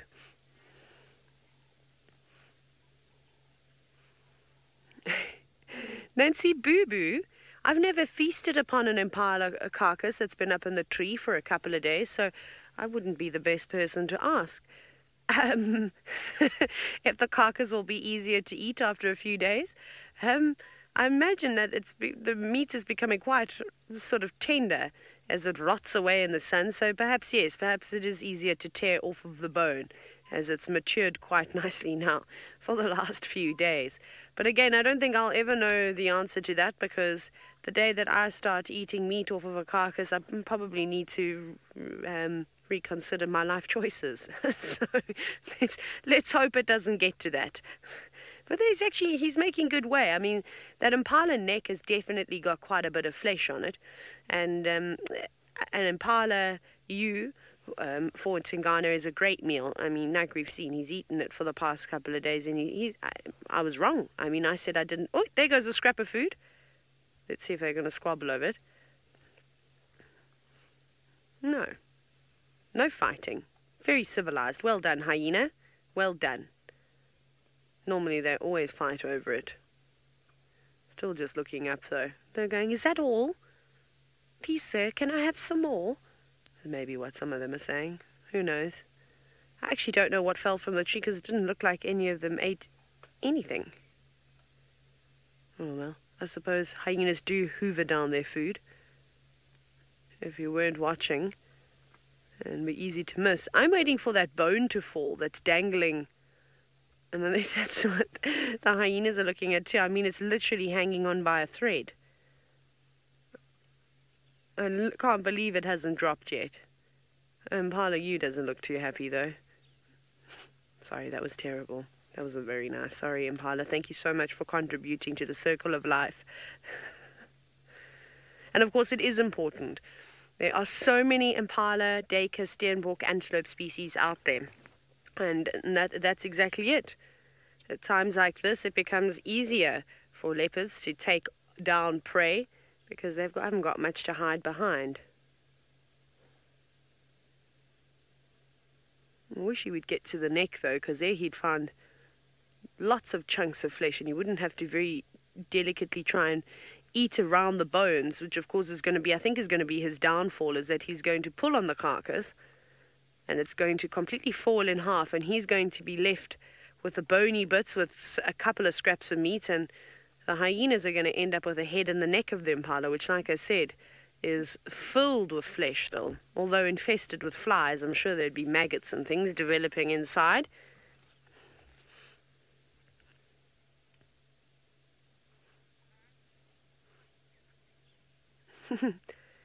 Andy, yes, hyena poo is indeed really white, except when they defecate it doesn't come out that colour.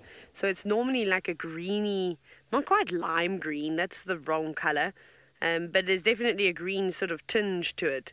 Perhaps if you've ever seen your dogs defecate after they've eaten a bone. And then as it dries out, it's evident that there is a substantial amount of calcium carbonate. So that's what makes the feces white, is it's all that excess calcium carbonate from all the bones that they've been feeding on. But it takes a couple of days to dry that colour.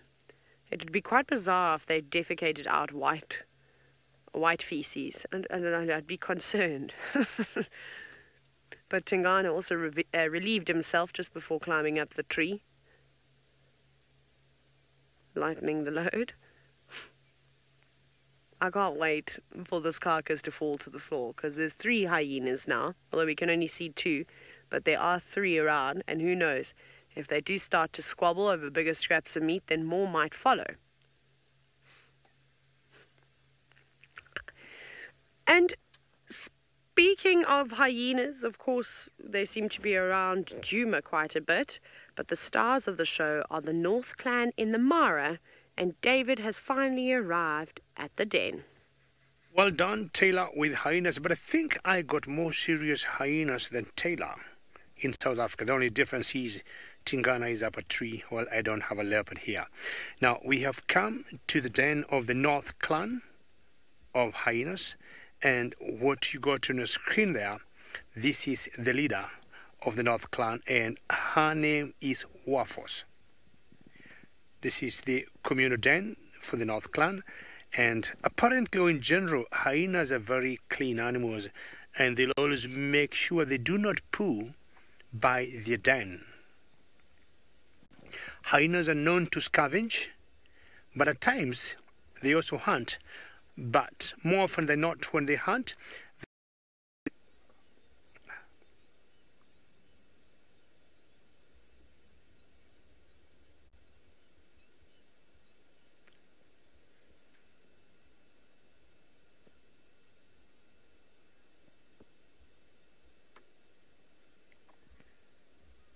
so coming up there, I'm not sure this is one of the granddaughters of Wafos.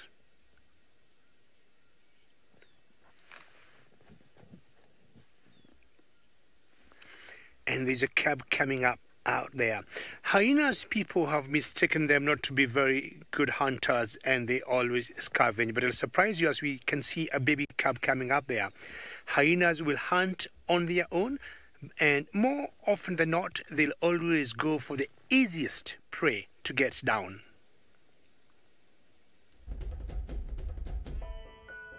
We heard the heart-wrenching sound of a wildebeest in distress right next to the road in the heart of North Clan territory. On closer inspection, we saw a North Clan head pop up over the long grass. The mournful wails of the wildebeest continued and attracted a few more clan members. However, with the migration camping about in clan lands, there was little fighting over food. The poor wildebeest eventually died after 28 minutes of being eaten alive. We got to the North Clan den, and I'm not sure who this is, but to the... Oops! There's one of the cabs looking. Do you want to come out? And I guess this would be one of the cabs of Wafos. Hello, are you trying to sniff there? Please come out and say hello to us. Do you want to bite that piece of grass? Or are you just enjoying the wind? See how she blends in there? She's all dark, and that's very typical of cubs, of hyena cubs. When they're born, they are all black in color. Spots don't show up until they're about 3 months or so. Very good. Try and come out. We got Wafos on the right, and I guess that could be one of her cubs. And hyenas have been mistaken not to be very good hunters, but they do a very good job. But always with a choice, they go for the easiest prey to bring down.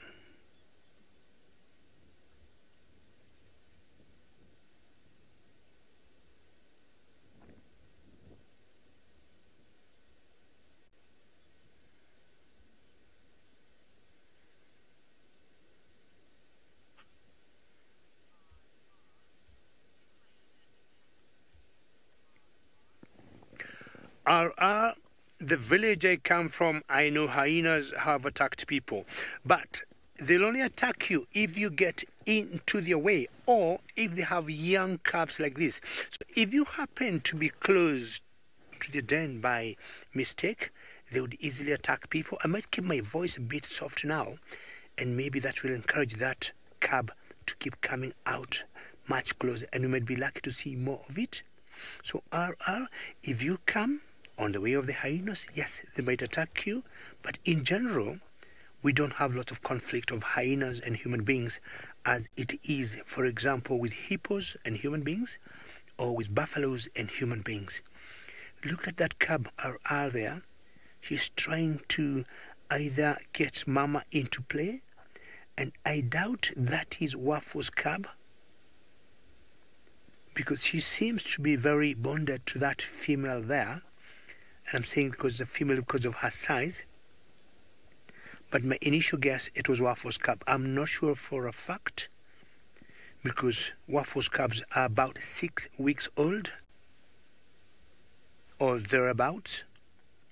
She got 2, but every time we come to this den, one of them is more playful than the other.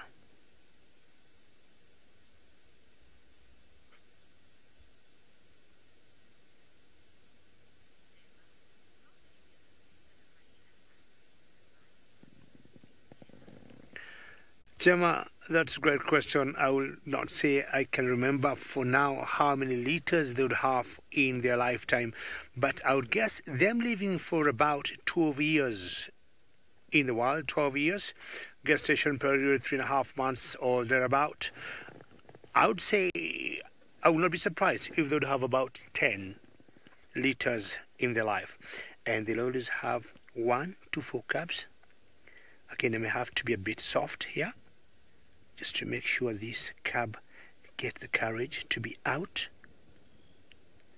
Wafo's got 2 cubs, so a litter of 2, it's very normal.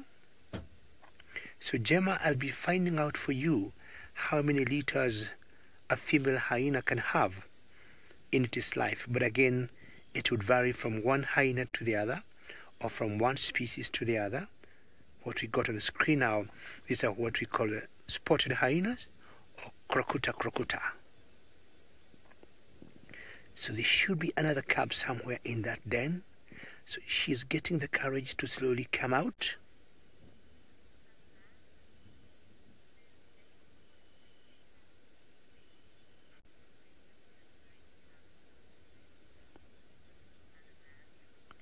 Mercenamandras, I would think so. And Jamie, when she left before she went for leave, she thought teddy bear would be having cubs, and it's very possible. It's very possible. We are just waiting. Maybe we might get surprised. And I'll tell you what, Miss Jemendri, we don't miss to visit this den. Ideally, if not twice in a day, every day once. Personally now, I'm getting a lot of interest with hyenas. So just stay on the lookout, and once we know they got cubs, we'll give you the notification. But yeah, teddy bear might be having cubs any time soon. So I'm just wondering whether this is soup or not very sure. And this hyena is very sleepy, and the cub is just trying either to nurse or play with the mama, and will just stay here waiting for the other cub to come out. And as this hyena continues sleeping, I think there's another predator that is also sleepy in South Africa. I have got the sleeping Hosanna here. You can see now his resting position is just sleeping there with the legs open. And I think that is very good for him in order to get rid of the parasites, because the dogs and cats, when having quite a lot of parasites, you see them opening their legs and exposing themselves to the sun.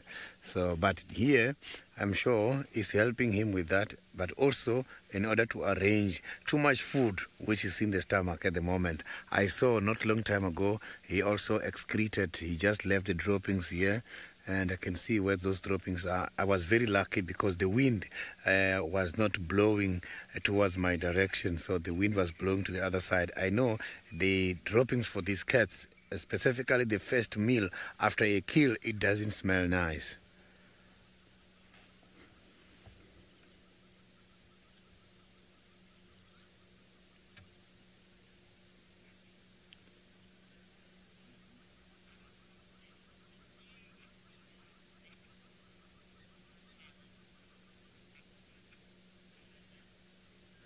Rosinda, if a new female leopard comes to Hosanna at this stage, he might try maybe to convince the female in order to start the relationship, but I can promise you at this stage, he's not yet worried about the activities, mating activities with the females. I think the level of testosterone is not yet there.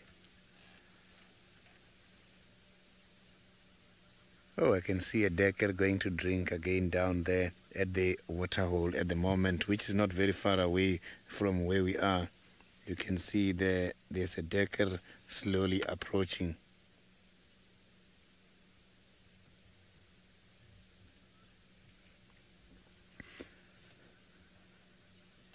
So this cat might catch another prey.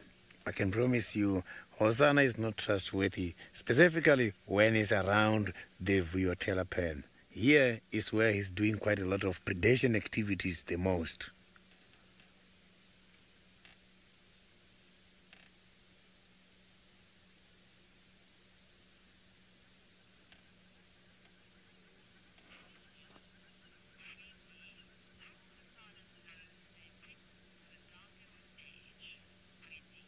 Wendy, Hosanna, like any other cats, when they're less than 7 to 8 years, you will see the nose is going to stay pink. But soon as they get 7 to 8 years, is then that the tip of the nose and the color of the nose is going to change completely and becomes dark. Yes, you are correct. As they are getting old is when the darkness is going to shade the nose.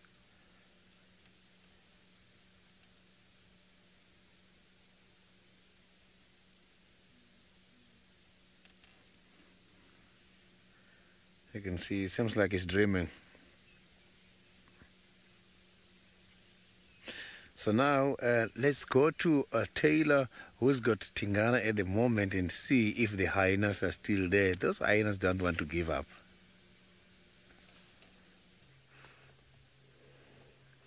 Look at this. No, they're persistent creatures, hey, Sydney, and that's why I love them. Look, look, look. Oh, there goes the kill.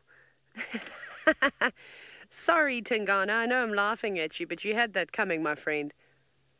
And there's the hyena now with it. Very, very chuffed. The other hyenas have all run off because they grabbed a mouthful themselves. Where are you going to go with it now? Oh, here we go. Let's go. Now that they've realized that this is the hyena that's got the kill, they're probably going to chase it, dragging it away quickly.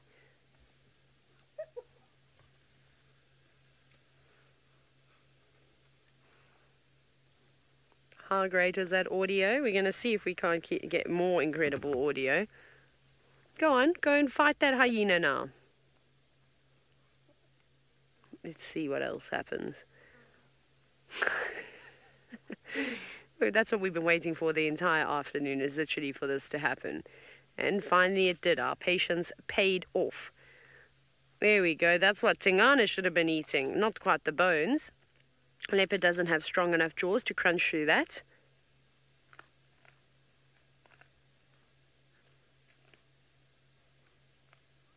But it's going to try its best. Ah, thank you, Chris Rogue. It's great to hear from you again. You said that this is Heart. This is the name of the hyena. And Heart is a girl, I'm assuming? Got the prize. Just nibbling down on it now. Well, not nibbling down, sorry. That implies that he's eating it quite nicely. That's, of course, not the case. Look at that. Very easy to pull straight through it. And hyenas will eat every single part of a carcass, whereas somebody like Tingana is not particularly worried about eating all the bones or even the hide. There goes Hosanna now. He's coming down. He's got a mouthful of something, some part. I think, like I said, a bony bit with a few scraps, and now he's going to eat vertically. You better be careful, Hosanna.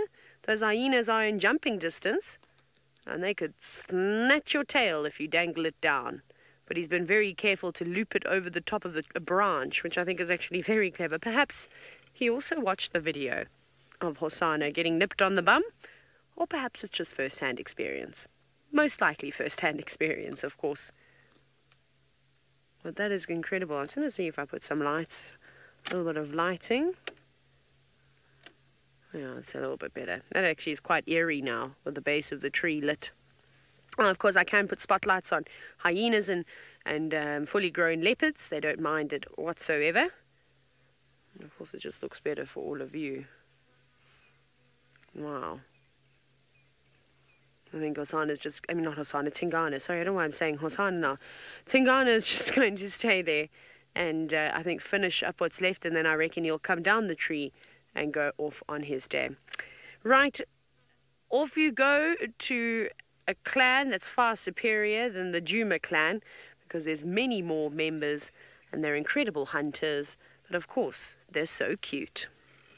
Taylor, don't go anywhere, Taylor. Stay there, because it's quite dramatic when you see leopards and hyenas snatching each other's food, and the cub is trying to come out there as the mother is just laying sleepy. I hope I did not wake you up. I'm trying to keep my voice as low as possible.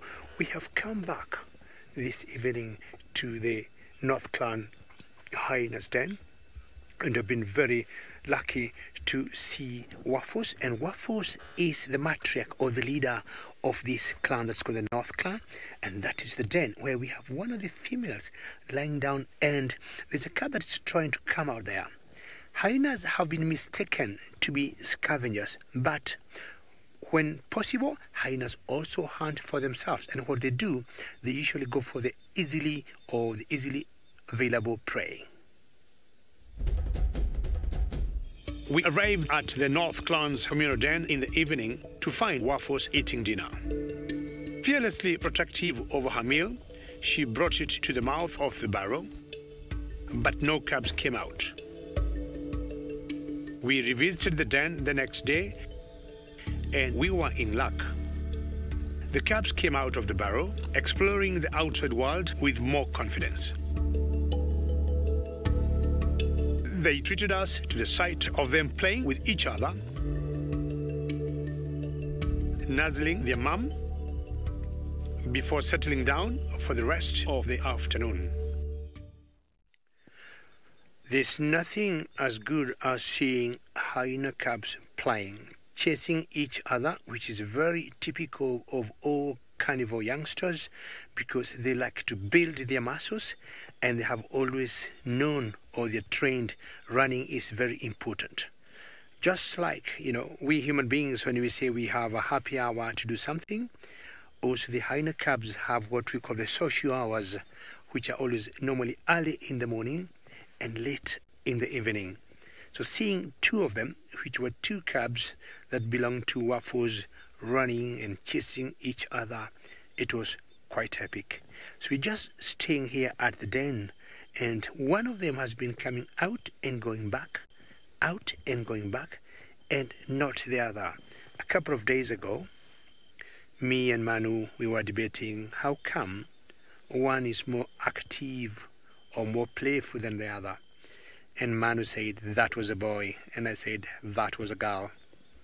I forgot to give a poll to the viewers that day, asking them what they thought. Manu, are you still standing with that, or did you change your mind? Yeah, Manu changed his mind, and he agreed with me that boys will be boys. So chances are the one that has always been coming out, or what we've been seeing even today, chances are it is a male. But I'll tell you, not even cubs, even for fully grown hyenas, it is very difficult to tell their sex. It's almost impossible. You need to spend so much time with them, and what would happen is, unless you see them out there in the field, and maybe you see under their bellies, and you're lucky to see the mammary glands, that's the only time you can tell a male from a female. Otherwise, from a distance, it's difficult. In size, in general, females are a little bigger than males, and that's the only way you can tell them apart. Otherwise, should you look on the genitalia or the reproductive organ, females also have what we call upside or, penis, and you might mistake that to be a male. We're trying to see whether Waffles can wake up there, Manu, but she just put her head up now, and she isn't interested in moving. She doesn't even want to call the cubs. And I'm trying to imagine at one point she, might want or encourage the cubs to come out. Well, darkness is coming where we are in the Masai Mara Triangle in Kenya, and we want to thank you very much for having joined us. Remember, we'll be out here again tomorrow morning, and on behalf of the magic cameraman Manu and myself, we all have to say goodbye and have a very good one from the beautiful Masai Mara.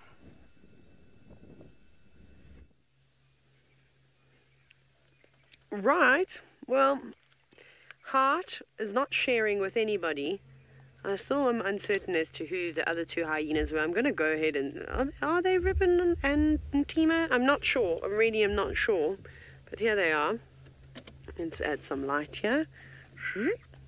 I think I did ask you guys all a little bit earlier, and I'm sure someone would have got back to me.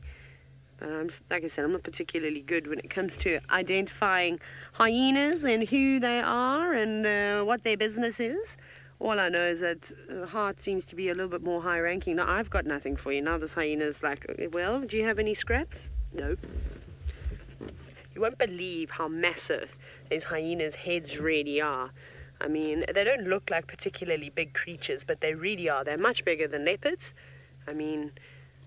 In terms of weight, maybe Tingana will be a bit heavier than some of these hyenas, although difficult to say.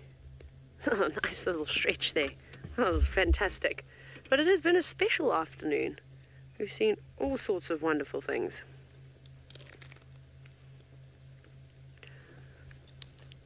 Look at this one having a roll around in the sand now. Gemma, I don't think Tingana is the biggest male leopard. He might be here on Juma, but remember, leopards can move around, they can roam. The biggest leopard, I haven't seen him yet in the Sabi Sand, is a leopard by the name of the Anderson male, and he hangs around a little bit further west from here. I'm sure at some point along Tingana's journey in life he would have met the Anderson male. It would have been incredible to see the two of them together. So I don't think Tingana is anywhere near his size, though. Although he is big, he's really not a small cat. And leopards are incredibly powerful animals, even for their size. I mean, they can carry an entire carcass up a tree. Hey, hyena, you're having just the best time ever. So not only do birds like to dust bath and zebra, but apparently hyenas do too. And it's been a successful day for these hyenas. They've had a little bit to eat, maybe not this one so much. I think it's trying to get rid of a scratch too, as it's doing a little bit of a bottom wiggle.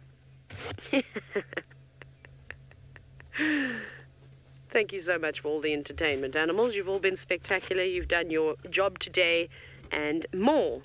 Not going to have a roll around it, but thank you very much for joining us, and join us tomorrow for the sunrise safari. We look forward to chatting to you then.